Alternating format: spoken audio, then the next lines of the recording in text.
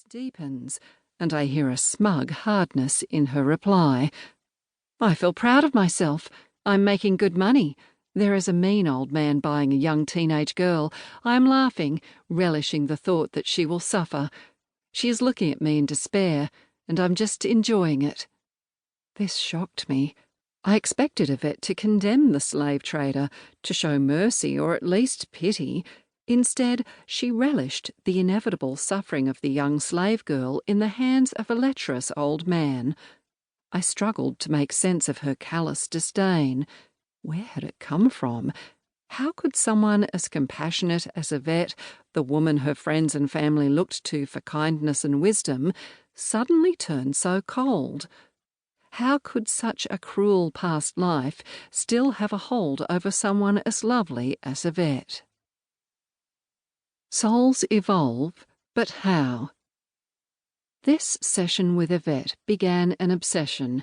I wanted to understand how caring people could still harbour aspects of malice deeply buried within them. To Yvette's horror, she found the callousness of the slave trader had not been washed away. She felt it during the regression, and it was affecting her life. Why did her attraction to narcissists have a hold on her in her current life? How did that attraction relate to the slave trader? What purpose, if any, did it serve? And why were these cruel tendencies buried in the first place? Was this by accident or by design? In his books, Michael Newton claimed that we plan our lives. If we choose our lives, why would we choose to be evil? If we were evil in a life, could that affect our subsequent lives? And if it did, how did that happen? Over the last 2,000 years, philosophers and theologians have debated the nature of evil, but none from the perspective of past life and life between lives regressions. These spiritual regressions use hypnosis to access our past lives and our life between our lives. During a spiritual regression, we have a unique focus. We are able to burrow down into our deepest motivations and proclivities, dissecting their origin and progression before tracking a path forward toward enlightenment. We receive the answers we desire as we trace the arc of our soul's incarnations on earth. Life between lives, hypnosis.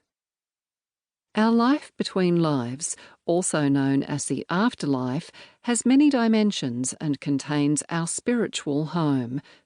We return there after death and can visit this place during a special hypnotic regression. Accessing our deep unconscious memories is facilitated by this amazing process called hypnosis. In a hypnotic trance, people can shift their attention away from their current life circumstances to relive their past lives and visit their life between lives. This is not just an information-gathering exercise. Clients experience their past lives and life between lives subjectively through the prism of their current life. Having experienced this myself, I would describe it as receiving a download of information in thoughts, feelings, images, ideas, and impressions, and then translating that experience into words, sometimes using current references to describe what is being received.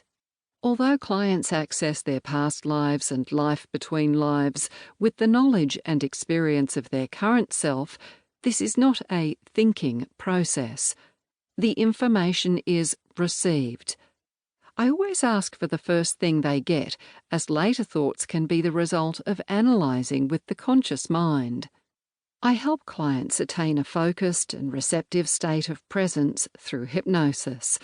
In this relaxed and trusting state, their conscious thinking mind becomes the observer, while a deeper part of the psyche is open to information that emerges into their calm, perceptive awareness. In the beginning, information usually surfaces in response to questions. As the client gains confidence, the information begins to flow easily, assisted by the client's intention for the session and his or her inherent curiosity.